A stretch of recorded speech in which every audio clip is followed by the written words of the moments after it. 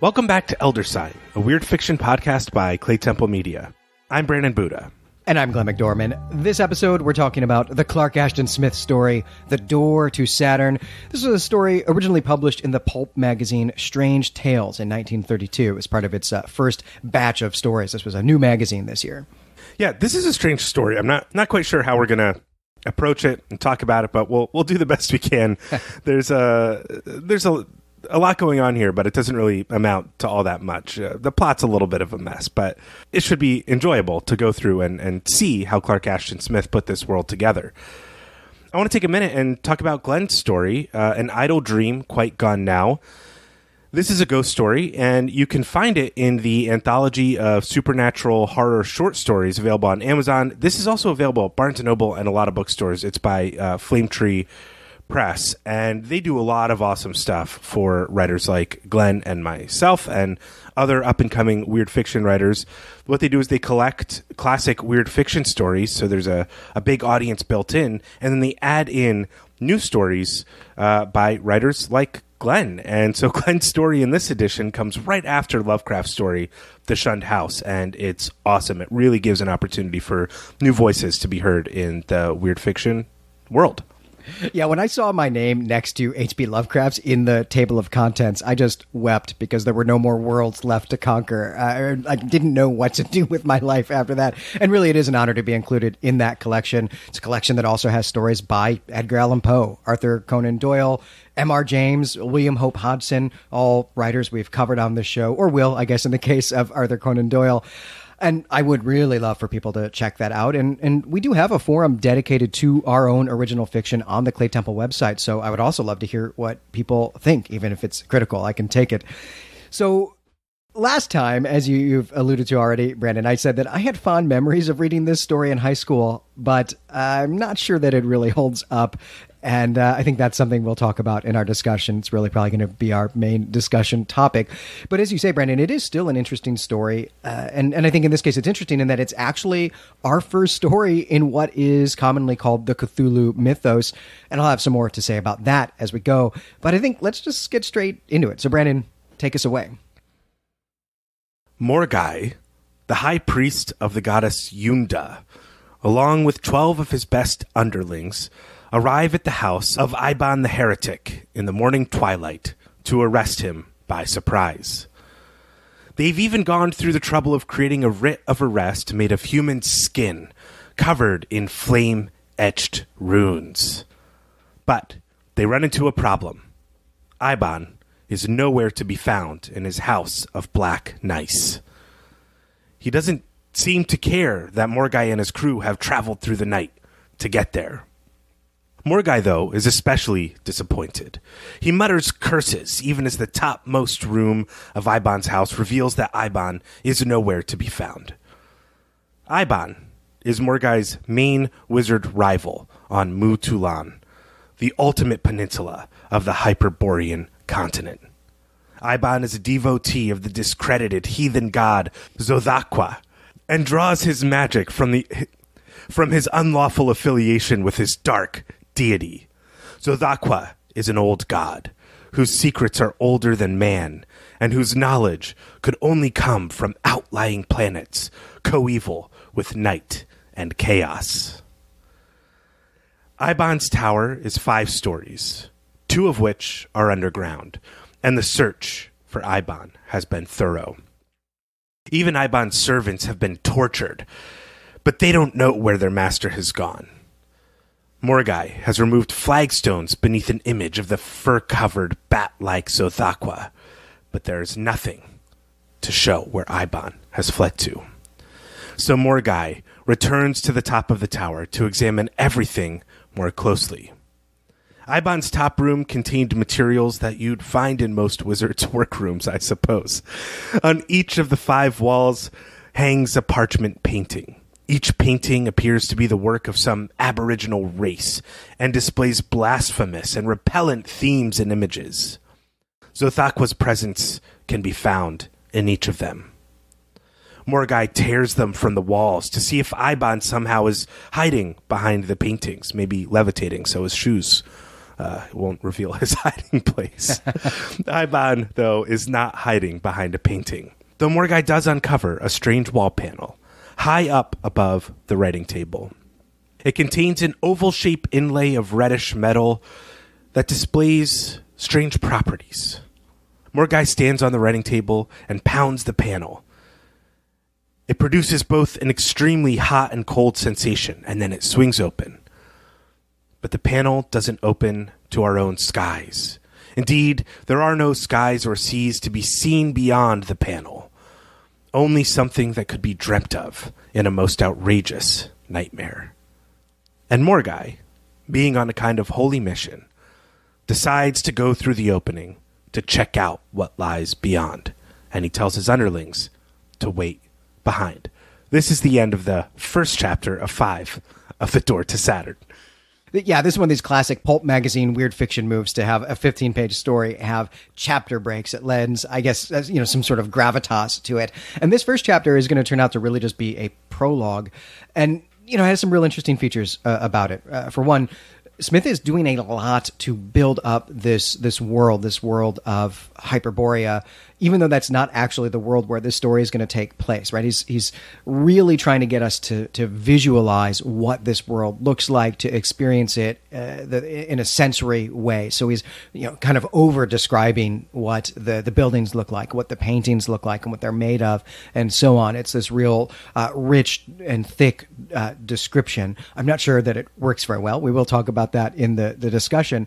But also, as I said in the intro, this is a mythos story, and that is made clear right here in this first section. Zothaqua is an invention of Clark Ashton Smith's, though we usually see this name rendered not as Zothaqua, but as Sothagua.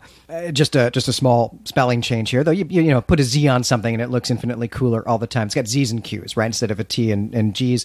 And Lovecraft really liked this god, Sothagua, and so he put him in 2 of his own stories. One of them is The Mound, which was one of his ghost-written pieces, and then also The Whisperer in Darkness, which is, of course, one of his masterpieces, one of his real big, important novellas, and a real central piece in the Cthulhu mythos itself. And since that time, there have been a number of other writers who have appropriated Sothagua in their works, and even as recently as about 15 years ago, Robert M. Price edited an anthology that was totally devoted to Sothagua with a handful of Smith stories, and I think maybe also a Lovecraft story might have been The Whisperer in Darkness, and then a bunch of work by newer writers. That might be something we get our hands on at some point and take a look at some of those. But Sothagua is not the only connection that we've got here to other Weird Tales writers. This story, or at least this first section of it, takes place in Hyperborea, which, of course, sounds an awful lot like Hyborea, which is Robert E. Howard's Conan setting, which we've covered a little bit of over on Patreon. And this setting, Hyperborea, Smith's setting, came first, which is to say that Howard was riffing on Smith's idea when he decided to set Conan in an imaginary prehistoric Earth. That's what Smith is doing here. We don't really learn that much about it in this story, but in some of the others, we come to know that this is Antarctica before it freezes over, which is an idea that we see, all the time in these pulp stories. It's an idea we've seen Gene Wolfe riffing on as well. And even though Howard did a lot more with his setting than Smith did with this one, there are still about a dozen Smith stories that are set here in Hyperborea. This is actually the 4th of them, and I guess really, as we'll see in the next section, right, it's only barely one of them, because it's only this one section of the 5 that takes place here. Right. I mean, we do get a minor epilogue at the very end that does talk about the Ice Age and hints us into the fact that this is a continent that is the Arctic before it freezes over. The utility of setting this story on Earth and introducing Zothaqua this early on is really opaque to me. It's not clear exactly why Smith is setting the story up this way. And I think we'll see as the structure goes on that, I don't know, he's doing a bit of a Gulliver's Travels riff, which I'm not sure quite works with the way he's setting up this kind of dueling wizard plot. And we do learn more about Iban in the opening of chapter 2. we learn that Iban absolutely, really, really worshipped Xothaqua, and that Xothaqua was just a gross type of god. Iban collected all sorts of old lore about Xothaqua, and he followed it to its roots. He cultivated an acquaintance with Xothaqua himself, who bestowed upon Iban certain esoteric secrets and other bits of info about the practice of the black arts. Xothaqua also told Iban about himself, about Xothaqua. He had come to Earth from the planet Sykranash, which is also known as Saturn to us. But even that was just a way station for Xothaqua's other worldly and interdimensional travels. As Iban proved his faithfulness to Xothaqua over the years, Xothaqua gifted Iban the panel, the door to Saturn that we saw Morgai go into. And we learn that if it's opened, it transports the one who has opened it into Saturn. But there is a catch. Xothaqua tells Iban that the trip to Saturn should not be taken lightly because it's almost definitely a one-way trip. And I bet at this point Morgai wishes he would have gotten that briefing before traveling through this wall panel. Xothaqua also lets Iban know that some of his relatives are still worshipped on Sykranash, and gave him the name of one to use as a password, or really like a name of power if he should ever need to use it. But I think we'll see as the story unfolds that Xothaqua has some bad info regarding the way the cultures on Saturn have changed since he's left. Iban had never really planned on using the panel until Xothaqua, who was quietly keeping tabs on him and all the sort of underground and dark things that take place in Mutulan, until Xothaqua warned Iban that Morgai and his underlings were coming to get him. So Iban decided it was time to try out the panel. He got some food together, he said goodbye to Xothaqua, however they say goodbye to each other, and he jumps through the panel. The world on the other side, the world of Saturn, did not immediately appeal to Iban, but he really preferred the risk of Saturn to that of the inquisitorial cells of worshippers of the goddess Yunda. And so, as Iban stepped through the panel, he was in another world, with Mutulan disappearing behind him. And I want to read the description here of Saturn that Smith writes. One, because it'll give our listeners a sense of the prose that Clark Ashton Smith is writing with, but also I think it's a pretty good description, though the language is a little intense, of another planet, an alien planet.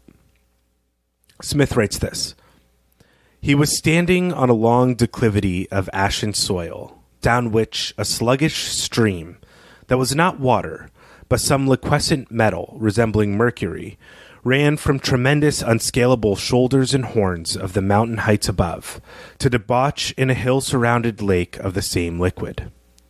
The slope beneath him was lined with rows of peculiar objects, and he could not make up his mind whether they were trees, mineral forms, or animal organisms, since they appeared to combine certain characteristics of all these. This preternatural landscape was appallingly distinct in every detail, under a greenish-black sky that was overarched from end to end with a triple cyclopean ring of dazzling luminosity. The air was cold, and Iban did not care for its sulfurescent odor, or the odd puckery sensation it left in his nostrils and lungs. And when he took a few steps on the unattractive-looking soil, he found that it had the disconcerting friability of ashes that have dried once more after being wetted with rain." Right. Saturn is a really interesting landscape, though I don't think it's Smith's best descriptive writing. In fact, it's well below the quality of even his average prose style. And I think right off the bat, if you're using unattractive looking as an adjective, as a descriptor, something has gone wrong with your sentence, right? So even though there are some good bits to this description, he's clearly just not firing on all cylinders here. But I do love the liquid metal stream and the objects that are some combination of animal, mineral, and vegetable. That's all very cool. And I also love how quaint this idea of Saturn is, right? There's no concern here about gravity or pressure or atmosphere. I mean, other than to say that it smells a little bit, right? It's otherwise just conceived of as being basically the exact same as Earth. It just looks a little different, smells a little different, and has different types of of creatures walking around it. Yeah, reading this description really reminded me of C.S. Lewis's space trilogy, of the way C.S. Lewis describes other planets.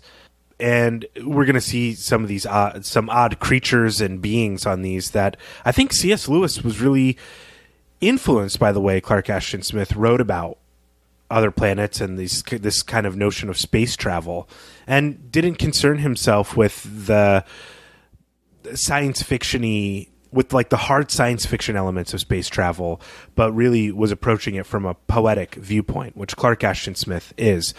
You're absolutely right to point out that these are some atrocious sentences, but I think it's the best example of the general prose in this story and how Smith is describing this planet. It's a setting you can kind of sink your teeth into, but the prose is just so ugly.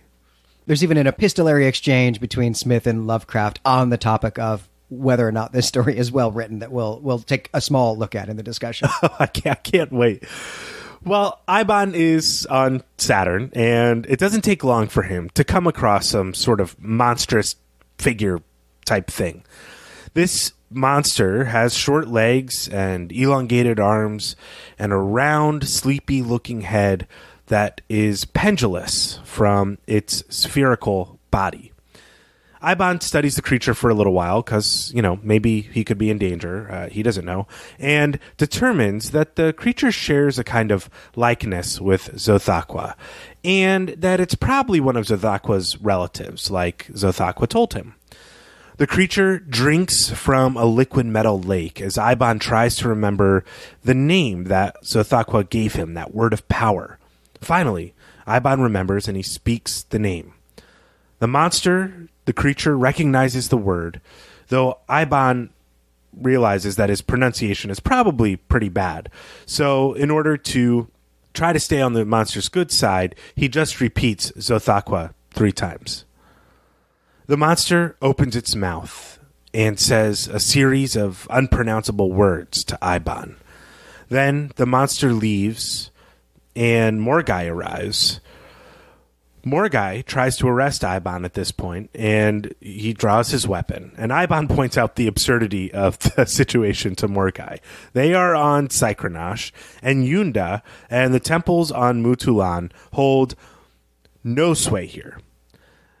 Morgai accuses Eibon of entrapping him in some sort of sorcery, but Eibon just ignores Morgai at this point and says that the monster he was talking to gave him a quest or a mission, along with special words to deliver, and indicated a direction that they should go in.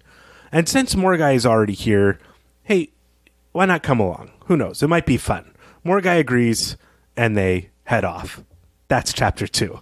Right, and this is actually now finally the real plot of the story, right? This is really act 1 of this story, so it becomes immediately clear that chapter 1 was really just a prologue to this that probably works a lot better if you're already familiar with this setting, and maybe especially if you're already familiar with these characters. But the story's not really doing that work for us. But I'm at this point now interested in the adventure that they're going to go have. Before we get to that, though, I want to backtrack a little bit and talk about the actual door to Saturn. That is the title of this story, because there's a lot going on with this. I guess, based on Smith's description of this, I guess what it does is create a wormhole that connects to Saturn. And Smith describes this as using a different dimension to create a kind of shortcut. But the door itself, which creates the shortcut, or at least gives access to the shortcut, I guess, is made of material from another universe. It's not another dimension, it's another universe. So here in this story, Smith is throwing a lot of early sci-fi concepts at the wall here in something that I think is probably akin to a Jackson Pollock painting. We've got aliens on Saturn, we've got gods on Saturn, we've got multiple universes, and we've also got multiple dimensions, and that's all just in 2 paragraphs, right? He's just throwing everything at the wall and seeing what comes of it. Yeah, you're absolutely right. It is kind of a mess, and we're going to see that he is not really able to clean up some of this mess that he's created. Xothaqua becomes entirely inconsequential as the story continues, and as I said, it's really unclear why we're even using Xothaqua for this story. There's a kind of trick you learn from writing really bad stories regularly when you're learning how to write in general, that if you need two characters to do the same function, you need to get rid of one of the characters. And that's a little bit of what is going on here. There are endless duplicates of functionality going all over this story.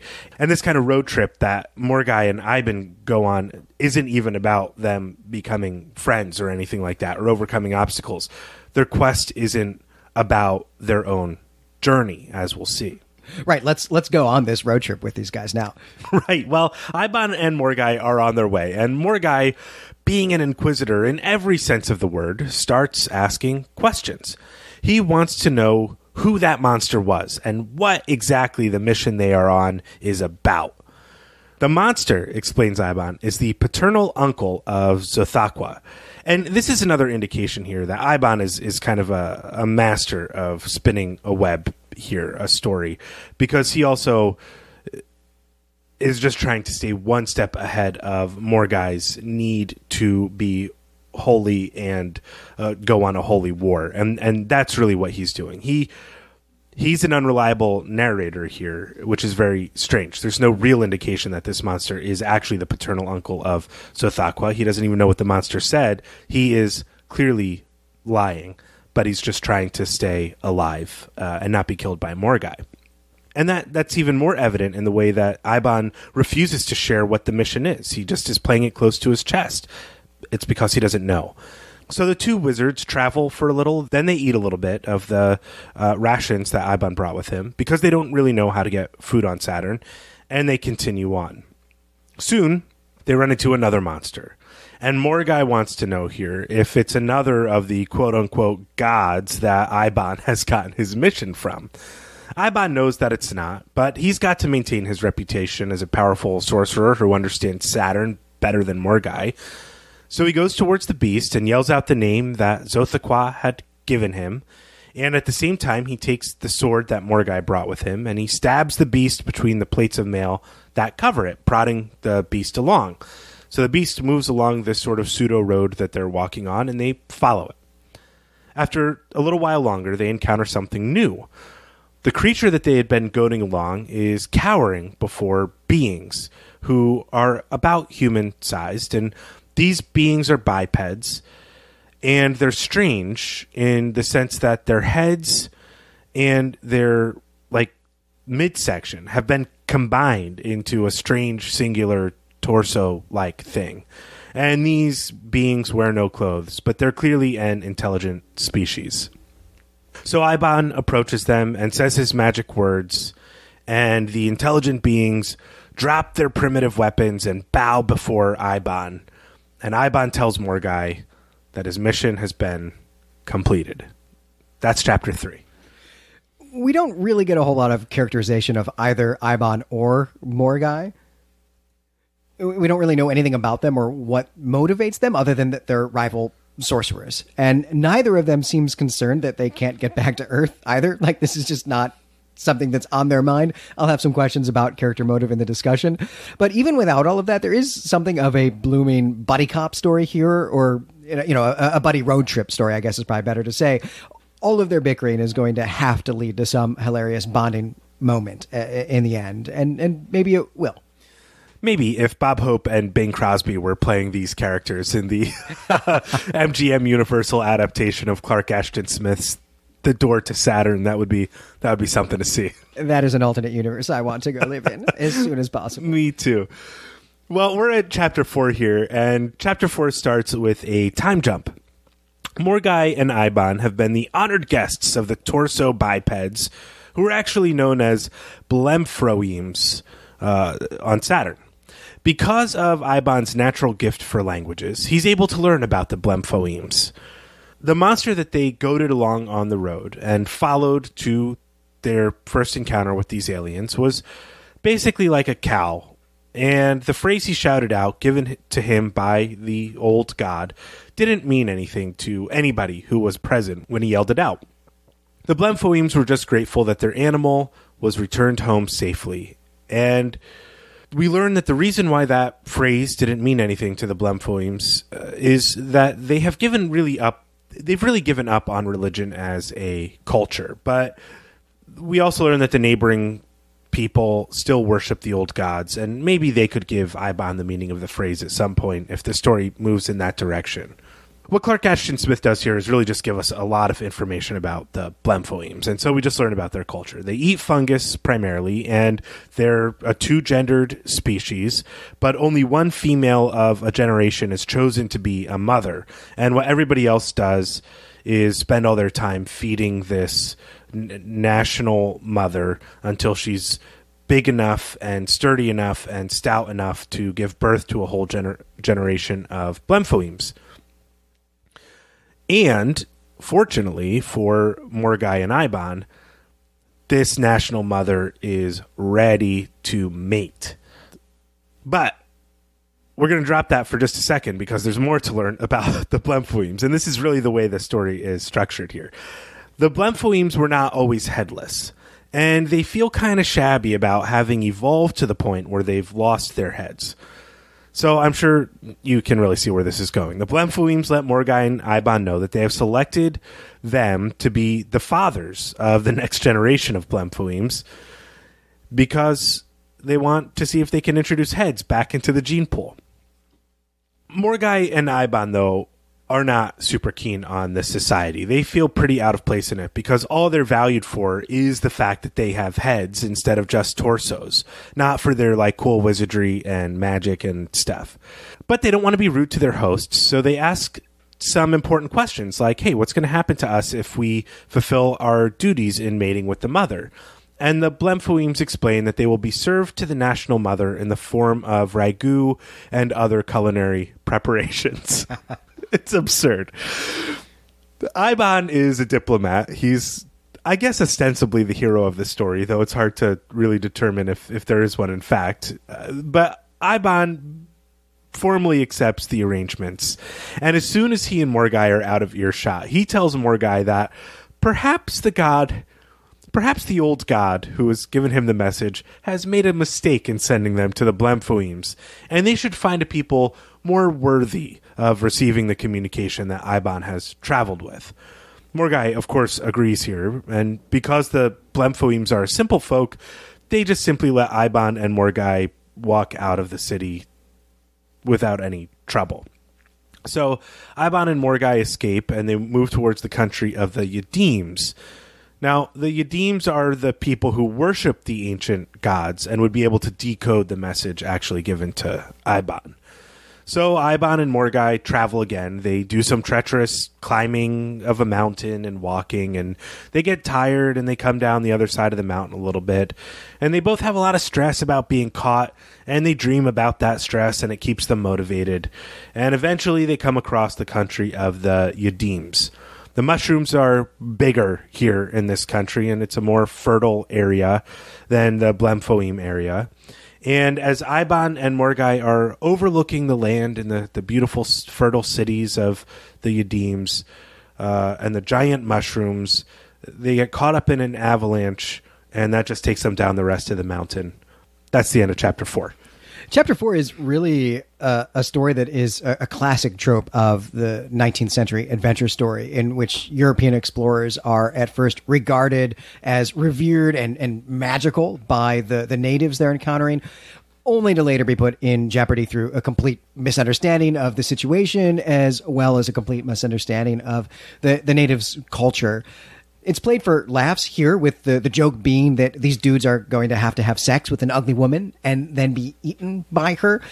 And this is an interesting feature of the story, and especially in terms of its place in the literary history of the adventure story. So we'll get into that as well. But I'm also fascinated by the motivation of the Blemfoemes, which, by the way, is an incredibly difficult word to say. You had to say it about a dozen times, and I'm impressed. Clark Ashton Smith did not write this story to be read aloud by audiobook narrators or to be discussed by podcasters.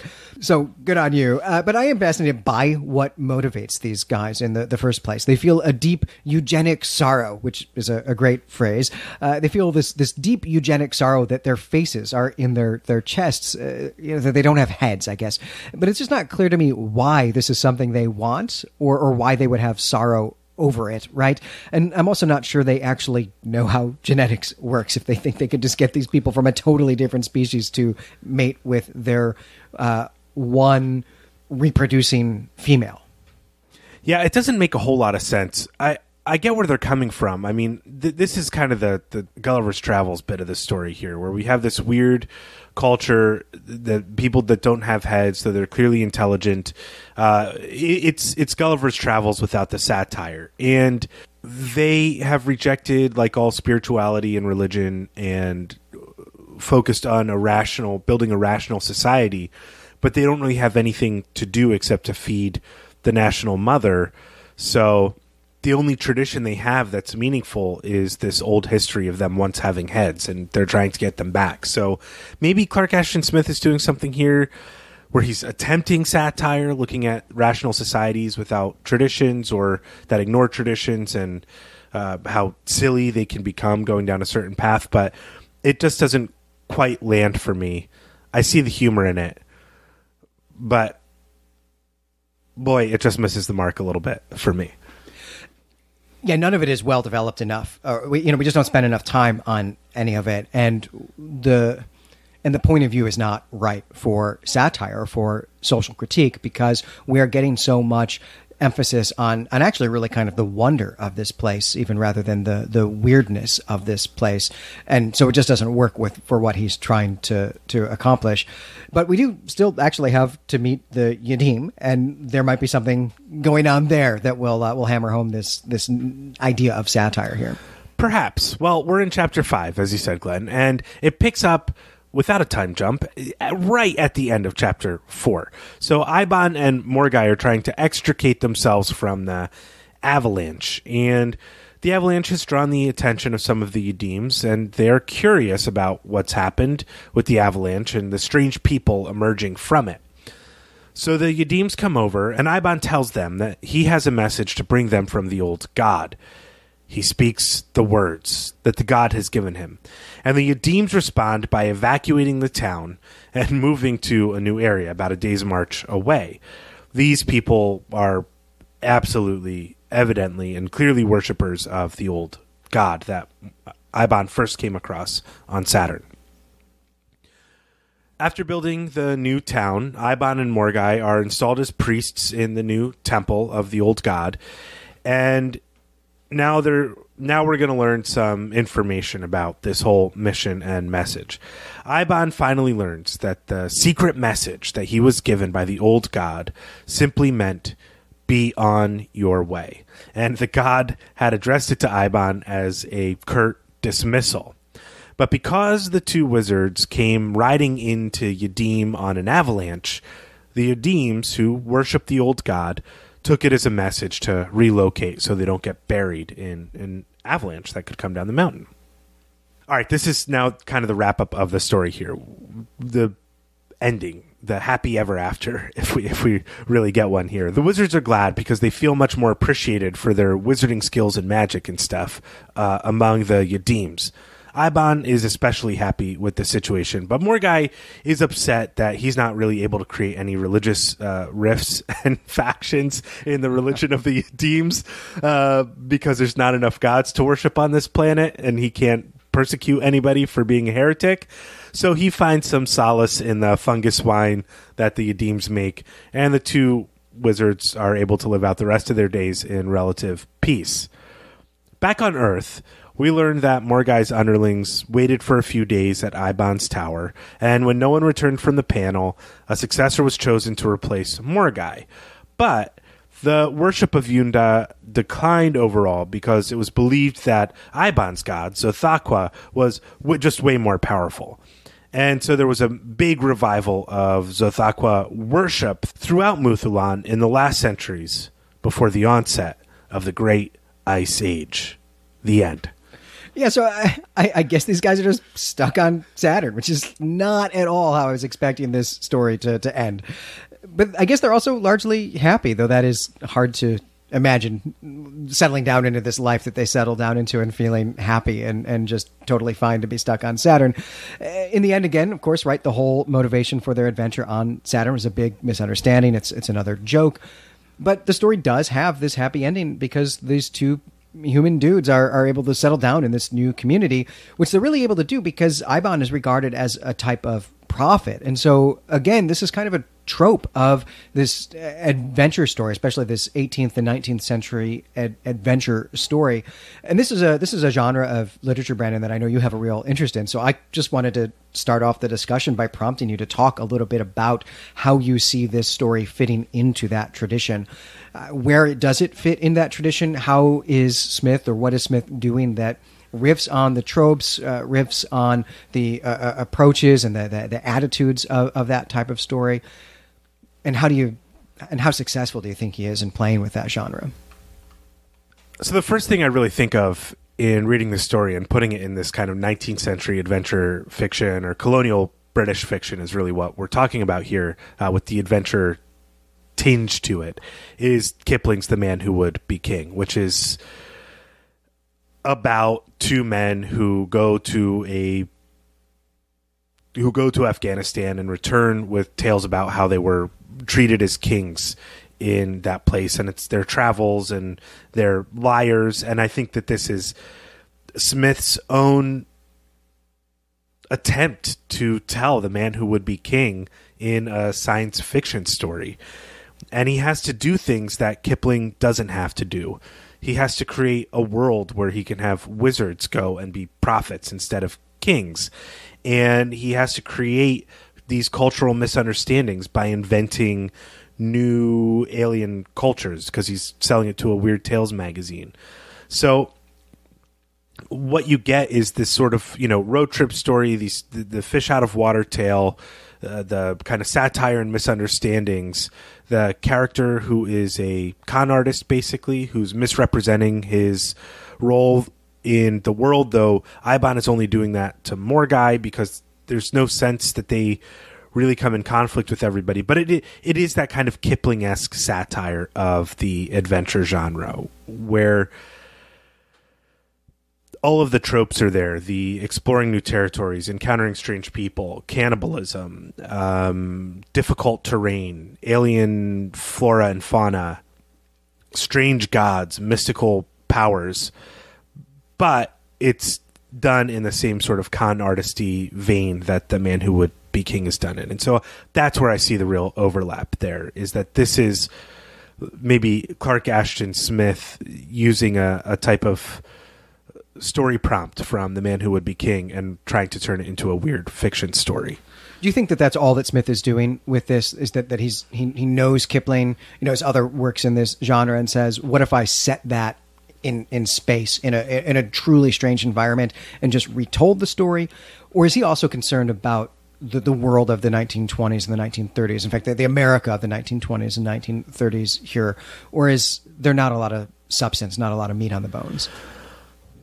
Well, I think he is looking at, the rise of scientism and eugenics in the 1920s and 30s as a main concern. We see with the Blamfoims, literally people who have lost their heads over their, who have evolved to lose their heads over a certain period of time due to their loss of tradition, religion, mysticism, maybe spirituality, and what that has turned them into. Their heads are literally in their stomachs alone. And there's a real emphasis on maybe excess and gluttony or something like that, where that's all people are reduced to, is surviving in some way.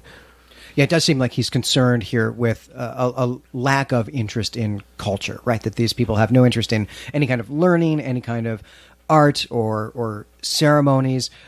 All of that is gone, and so there's no need for their heads anymore. And that does seem to be a pretty on-the-nose kind of metaphor for the world that Smith is seeing around him. And this is actually something that comes up in the letter that he writes to Lovecraft about this story as well. Oh, that's fantastic. Yeah, I do see that he's trying to update some of these tropes or maybe play with them. But because the story is set in a weird pre-Ice Age time, the opening is caught up with esoteric secrets and old gods. He doesn't direct the reader's focus to the right places if he is trying to make a point on culture or make a satire. I mean, there's nothing satirical about Zothaqua or Yunda, which is what the wizards worship.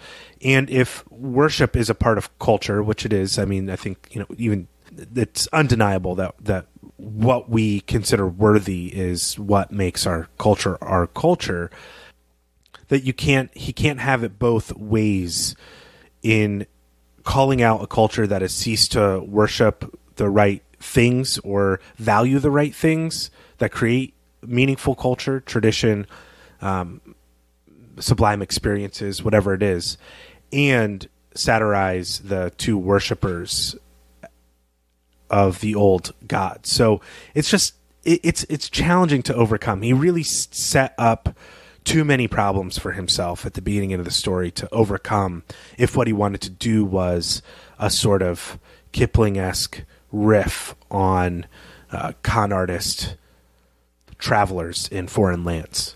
Well, part of the problem with this as a satire or as a critique of our world is that it's two steps removed from our world, not one, right? When a science fiction writer wants to do this, we have people from our world go visit another one. I mean, that's what Star Trek does, right? More or less. But here we've got characters who are already in a fantasy world that is distinct from our own world, who are then going to another world that is distinct from their world. And Smith has to build all of that in just 15 pages, and it's just not clear which societies we're supposed to be looking at. Are we supposed to be looking at the Hyperborean society and thinking about what that can tell us about our own society, or is it Saturn we're supposed to be looking at? But we're only seeing Saturn through the eyes of this other fantasy culture to begin with. So which is it? It's too many layers, right? So you don't write a social critique, don't write a social commentary or a social satire that way, right? It can't be an onion. It's just got to be 2 layers. That's it. Right. That's absolutely right. And he just struggles so much. You can tell because of how belabored the prose is and how drawn out it is that it reads like each word was a struggle to write. And if you've tried writing a story that just doesn't work, the prose turns out like this. It reads as kind of tortured and belabored because you're not telling the right story. And you kind of sometimes don't realize that until after the fact. I'm sure, for all of us who have attempted writing, that you write one thing that you think is the story and you go back and realize you accidentally wrote another story, and you have to deconstruct it and start again. You can't keep going with 2 wrong stories. Yeah, that's exactly right. And I think we have wandered here into the second thing I want to do with this story, which is to put on a kind of writing clinic. I had real fond memories of reading this story when I was a freshman in high school, but I do not think it has held up to that memory at all. In fact, I know it has not. It has not held up to that memory. It's a pretty bad story, and it certainly pales in comparison with The Planet of the Dead, which we both really quite liked. And we're not alone in this assessment. Smith had this story rejected a lot before it was bought for Strange Tales, which was a brand new magazine and just needed stories. It just needed to buy anything it could get. And Smith was a big name. So even a bad story by Smith, you can put his name on the cover. It's going to sell some issues of the magazine, which is all you're trying to do when you're a new publication.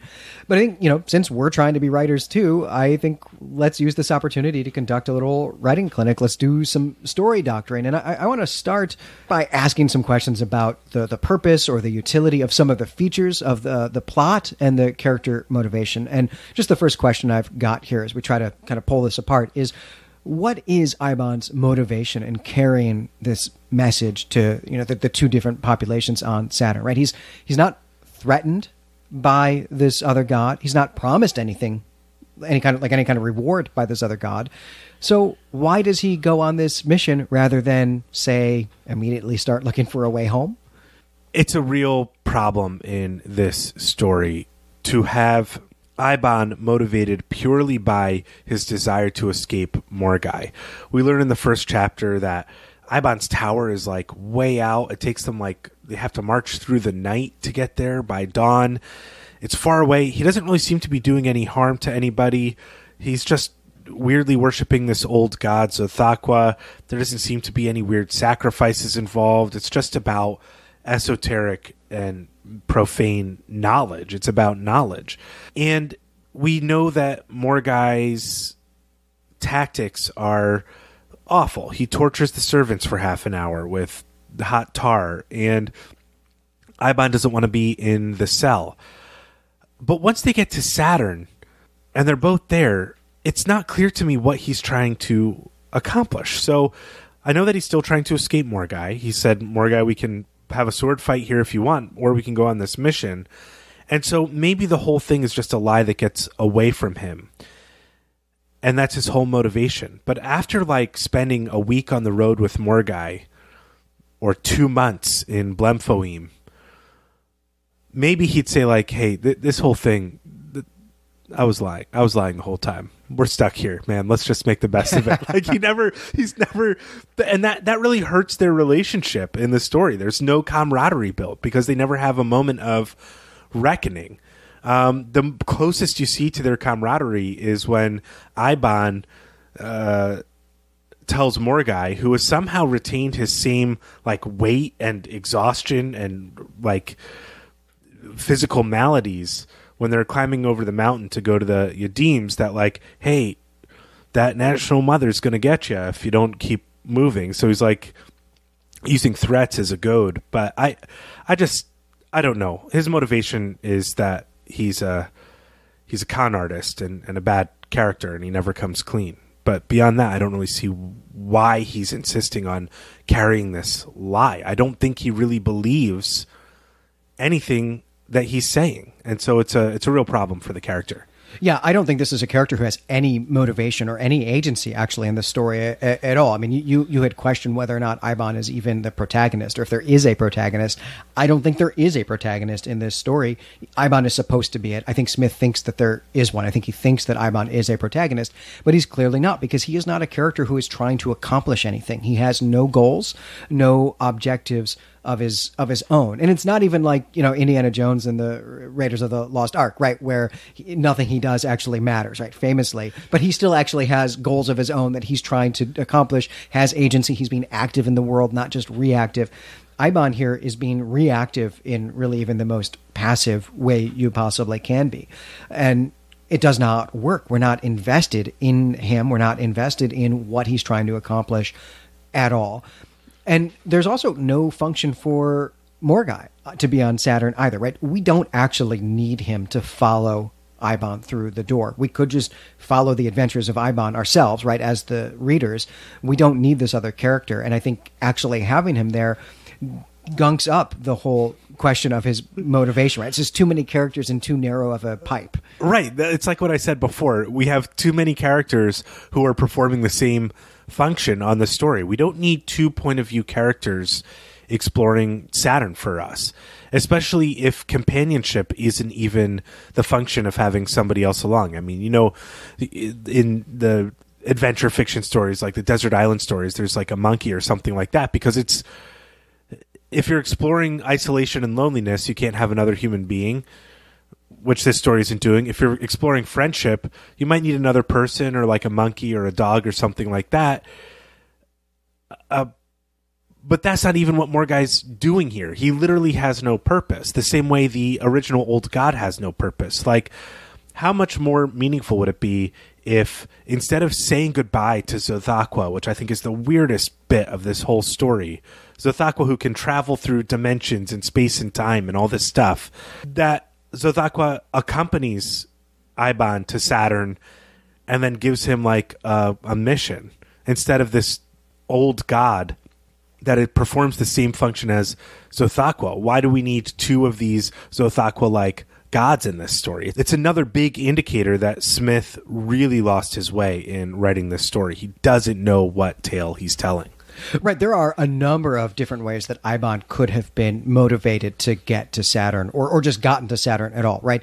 I don't think we need this prologue at all that builds the first world of two strange worlds that we're going to have, and sets up this whole thing with Morgai, which we only need if the story is going to be about how they come together and put aside their differences and then return and reshape the world because of that. If that's not going to happen, there's no need for Morgai. But yeah, Eibon could have gotten to Saturn because he's sent through the door to Saturn by Zothaqua for any number of reasons, the simplest of which seems to be that although Zathakwa has this door to Saturn, he's too bloated to fit through it, so he needs Eibon to go and do whatever it is that's going to happen on Saturn. That seems like the easiest solution there. But also, this could just be something Eibon discovers while he's doing his research. We don't actually need Zathakwa in this story at all.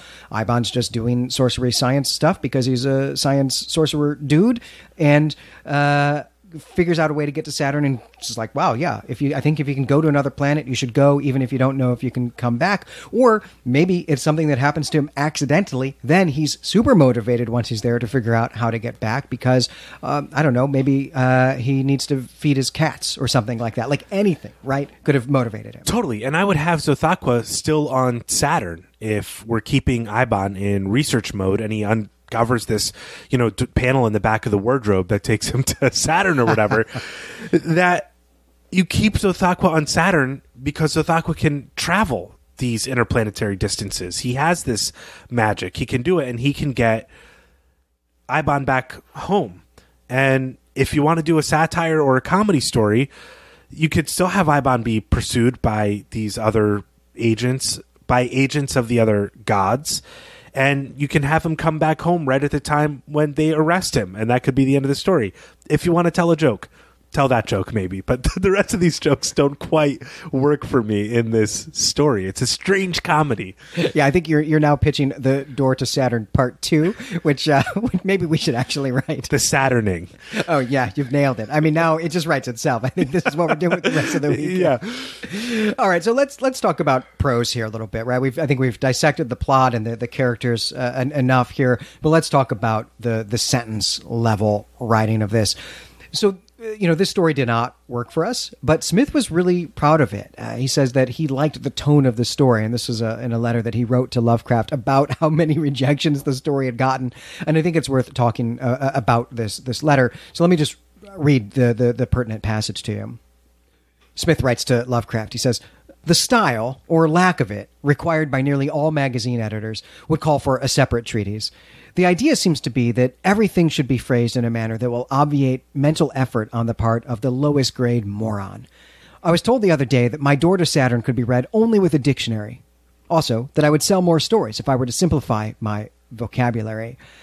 So this is an interesting comment for us as the hosts of the Gene Wolfe Literary Podcast.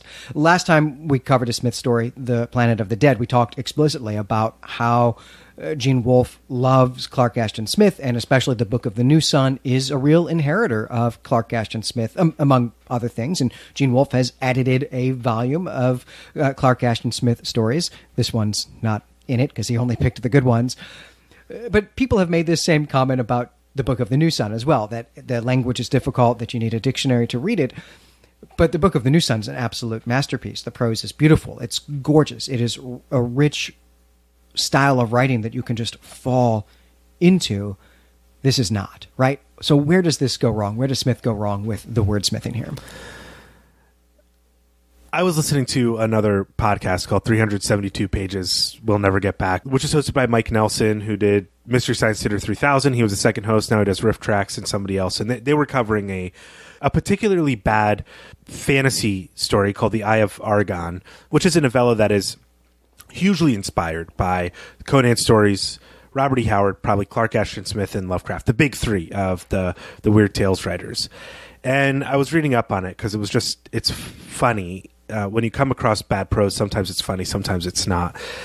But one reviewer said that the writer of that had the talent of picking precisely the wrong word and then misapplying it to the sentence, which creates its own sort of, humor. You can see the ideas there and what's behind them, but it's just the technique, the talent is just not there to make it work. This story, I can understand having, like a story baby that you just love and it's just never going to work. But to purposefully try to create a barrier between your story and the reader that doesn't serve the plot or the story reads like you're purposefully picking the wrong words and then misapplying them, which is what this story feels like. None of the language flows naturally. And for Clark Ashton Smith, who is a poet, to write this really deeply unpoetic phrase. Like the sentences just don't even flow. They're hard to read. The languages, the alien languages, are guttural and hard to speak or unspeakable entirely. The names like Iban and Morgai, they're just, everything feels like the wrong choice on some level. And I said that prose feels tortured and belabored because it feels like he is forcing each word on the page and nothing is coming naturally. And maybe that sense of conflict he himself had writing the story to try to make it difficult gave him a false sense of love for it. The same way sometimes you have a fight with somebody and you like them more afterwards or something like that. But it's just that it's a very strange story, and the prose is just, it's fundamentally broken. You know, even when I was writing the recap, I just was like, why couldn't you could just write better sentences than any of these and clean up the story and make it, at least the ideas stand out. But because the prose is so clunky, the ideas of the story aren't even clear to the reader. Yeah, the prose is just clunky, right? Every sentence has too many clauses, and there's also just too much explaining, right? The world building here is a real problem, but part of the problem with the world building is simply the prose style itself, the tone that the piece takes.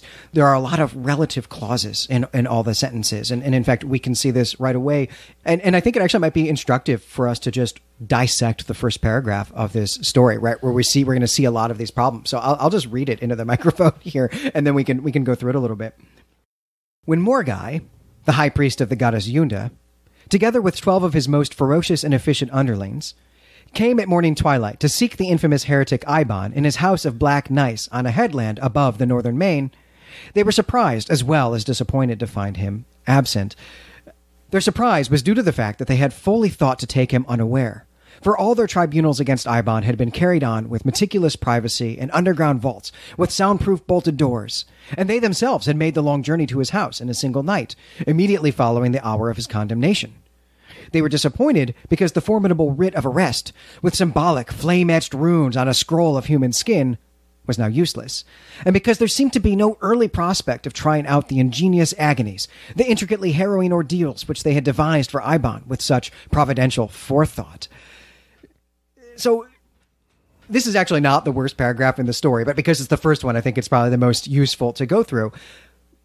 The first sentence of this story has a relative clause in it that explains to us who the point of view character is, right? Which is, in this place, Morgai. If you have to have a relative clause in the first sentence of your story, you're doing something wrong, right? Immediately, 2 words into this story, on the third word of this story, the reader is sucked out of your first sentence. Yeah, that's absolutely true. And I just want to say on a kind of a more structural note of this paragraph, everything that you read is 3 sentences. This first paragraph is only 3 sentences. Yes, it has more semicolons than sentences. Right. And that's a huge problem because you're putting too much information into each sentence that you're not even clear what the idea is of the paragraph. So we learn that Morgai is the point of view character here.